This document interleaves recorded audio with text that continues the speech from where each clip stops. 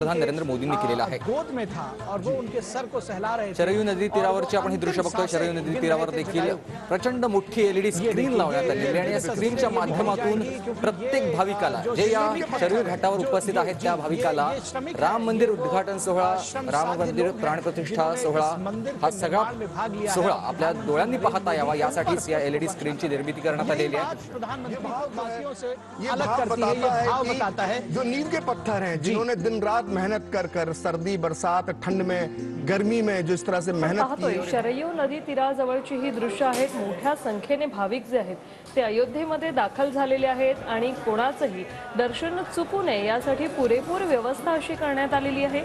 शरयू नदी तीराजवळची ही दृश्य आपण पाहतोय। मोठमोठ्या एलईडी स्क्रीन्स जे आहेत ते संपूर्ण अयोध्येत लागलेले आहेत। ही दोन दृश्य आपण पाहतोय। पहिली दृश्य आहेत शरयू नदी तीराची, तर दुसरी दृश्य आहेत पंतप्रधान मोदींकडून सर्वच कर्मचाऱ्यांचे आभार मानण्यात आलेले आहेत ज्यांनी या राम मंदिराच्या निर्माणासाठी मेहनत केलेली आहे, आपलं योगदान दिलेलं आहे। त्या सर्वांचं अभिवादन सध्या पंतप्रधान नरेंद्र मोदी यांनी केलेलं आहे।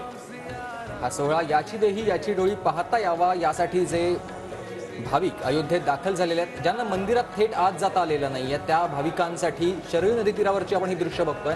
शरयू